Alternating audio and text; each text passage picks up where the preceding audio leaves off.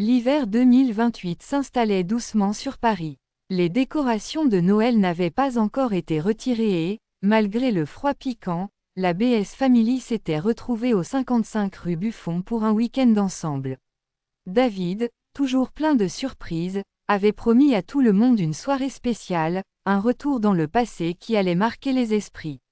Ce soir, les gars, vous allez revivre ce que c'était que la télé avant le streaming, lança-t-il en posant un vieux décodeur gris sur la table. Mais, c'est quoi ce truc? Demanda Dylan en arquant un sourcil. Le TPS, mon frère.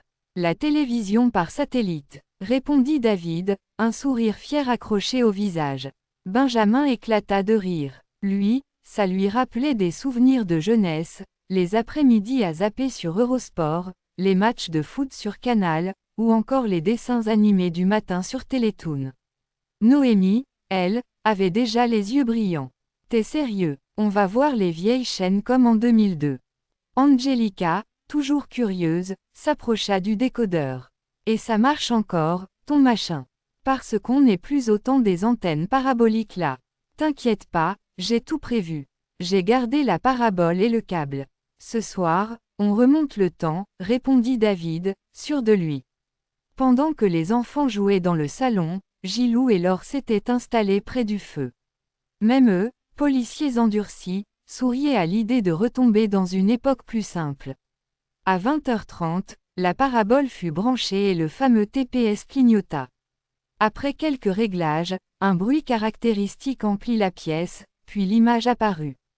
Sur l'écran cathodique qu'avait ramené Marielle du grenier, le logo familier d'Eurosport s'afficha. Oh, firent en chœur Dylan et Samuel. Là, c'est du vrai sport. Lança Walid, hilar. Ils enchaînèrent ensuite avec Télétoon, où passaient de vieux dessins animés. Wong et Vantou, émerveillés, se collèrent devant l'écran comme si c'était la première fois qu'ils voyaient une télévision. Inès et Théo tapaient des mains en chantant le générique de Titeuf. Et là, la chaîne Action, annonça David, en zappant avec un geste théâtral. À l'écran, un vieux film d'arts martiaux se lança, avec un héros improbable qui faisait des cabrioles. Ça c'est du cinéma, souffla Benjamin, le regard plongé dans ses souvenirs. La soirée continua, ponctuée de rires et de répliques cultes. Chacun racontait son souvenir préféré lié à la télévision d'autrefois. Sandra évoqua les samedis après-midi passés à regarder les clips sur Fun TV. Jay, lui, avoua qu'il piratait déjà à l'époque en essayant de capter les chaînes cryptées avec son vieux PC. Vers 23h, la BS Family s'installa autour d'un grand dîner improvisé.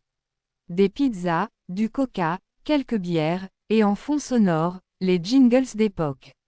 L'ambiance était unique, un mélange de nostalgie et de complicité. Puis, comme toujours, Marielle finit par gronder. Bon, vous allez pas me foutre ce bazar jusqu'à 3h du matin. Mais tout le monde éclata de rire, y compris elle. David conclut la soirée d'un ton solennel. Voilà, mes amis, ce TPS, c'est plus qu'un décodeur. C'est un pont entre hier et aujourd'hui. Peu importe où on ira demain, on n'oubliera jamais nos racines. Benjamin hocha la tête. Cette soirée, c'était plus qu'une distraction, c'était un rappel que, malgré les galères, les enquêtes, les drames et les tempêtes, la BS Family restait soudée, toujours capable de transformer un simple objet en une légende. Et ce soir-là, au 55 rue Buffon, le vieux TPS de David devint un symbole, celui d'un lien éternel entre passé et présent.